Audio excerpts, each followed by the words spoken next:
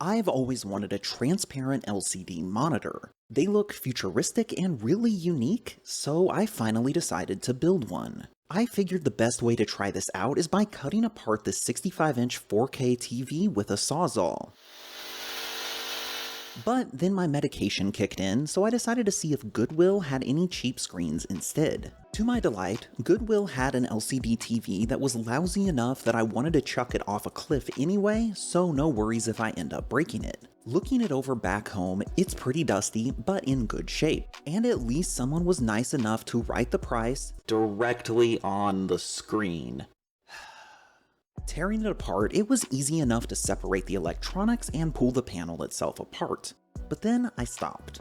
All of these electronics needed to make the screen function were bugging me. They are pretty bulky and relocating them was going to be a pain. Plus, being a TV, the image clarity just wasn't very good. I wanted to do this right, so I grabbed the same LCD panel and controller that I used in the laptop build.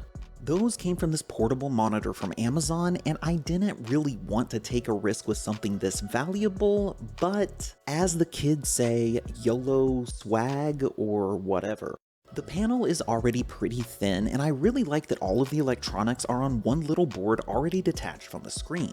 I started to disassemble it, but unlike the TV from before, this screen is held together with an adhesive around the outside that was really hard to remove. But I needed to strip the polarizing film from the front of the screen anyway, so I figured that process might help the adhesive come off as well. This felt a bit wrong, but apparently the way to remove the polarizing film is to soak the screen with damp paper towels for several hours to loosen it up. So I sprayed down the towels with this official bottle of just water, and coming back, I was hoping the film would now easily peel off, but that just didn't happen. Maybe I was just too afraid of ruining it to use enough water, but either way the film was not wanting to come off, and pulling on it felt like I might snap the fragile LCD panel.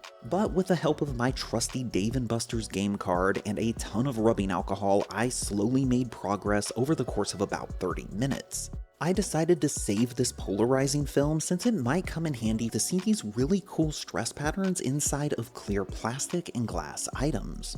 There was so much adhesive residue left over that I was genuinely worried that I'd cracked the screen somewhere, but after another hour of scrubbing it with everything from goof off to vegetable oil, I finally had a crystal clear surface. Plus, all of this had finally loosened the binding around the edges enough that I was able to carefully pull it off and open the screen to reveal the various layers. I pulled everything off since all we need for this project is the actual glass LCD panel itself. With everything pulled apart, I wanted to hook it up and do a quick test to make sure that it still worked, since this all felt like 200 steps beyond voiding the warranty. It's hard to see the image since the panel is so fragile I didn't want to risk picking it up, but the image was appearing on the screen, so all appeared to be fine so far. Since I really didn't want to crack this super thin panel, I decided to go ahead and make a frame to hold it before doing anything else. After some time in CAD, I had a design that would work, so I printed it out in pieces with some assembly required. First though, I really needed to secure the electronic components attached to the panel. At this point, they were just dangling by super thin ribbon cables that seemed pretty fragile. So I went around and secured everything to the bottom of the panel using electrical tape, which stuck very well. I had a 16mm safe area at the bottom of the panel where the image doesn't show, so I kept everything well below that. I used some masking tape to hold everything in place while I bonded the parts together, and I used a bit of fishing line to place tension on the top of the two pillars to keep them from bending apart and dropping the screen. This might look a little silly, but it's completely hidden behind the top section of the screen that always stays black. With the frame together, I wanted to test it out. And I was absolutely amazed that this actually worked, and everything is still crisp and clear, and it has that futuristic sci-fi look that I was going for. I was hoping it would be okay that I completely removed the backlighting, but as long as the wall behind it is well lit, then it seems to be just fine. As stoked as I was to see it working, let's be honest, the frame looked like a dumpster fire at this point. So I mocked up a hexagon pattern panel to print as a front panel and picked out some paint to give everything a darker finish that would better match the rest of the stuff on my desk. Being too lazy to completely tear it down, I shoved some foil around the panel to mask off the important bits and started slinging acrylic paint at it.